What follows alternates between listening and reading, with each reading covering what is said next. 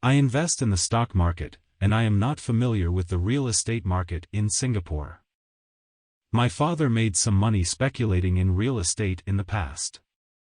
So as with most speculators who have made money speculating in real estate, my father made the mistake of not doing enough homework, not filtering out market noise. The noise was mostly made by the real estate agents. My father laid out about $500,000 on a shop unit, confident that the price of the shop would appreciate greatly in the future. He bought it in 2010 or 2011, before the building was constructed. He has not been able to rent his shop out since day one. Many shops in the building are still vacant. My father has been paying the monthly management fee, which is about $700 a month, annual property tax. And not to mention the initial stamp duties and other fees associated with purchasing a property in Singapore. Obviously, my father has not been able to find a buyer, not even if he sells it at a loss. The size of the shop is about 3 m in length and 5 m deep. My father laid out about half of his cash in this property and another half in another property. However, if you add the fees and taxes of both properties, my father hardly makes any money. So, my father has been very cash-strapped. Situation getting more dire with every month, to be honest.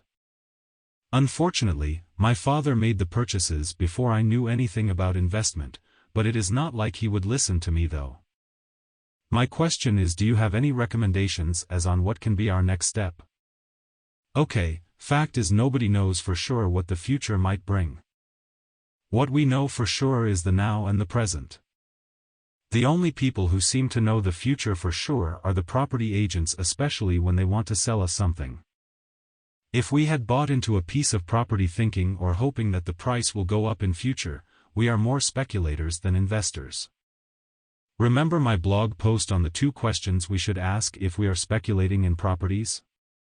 It is not only whether the property offers value for money. We should also ask if we have deep pockets. He bought a property, and it is not generating cash flow. Instead of an asset, he got a liability. I told him he would be better off disposing it. What if the price goes up in future? OMG. I told him I don't know what is going to happen in future, but I see what the situation is doing to him now. Don't bite off more than we can chew. If we bit off more than we can chew, we would do well to spit it out, or else we might choke.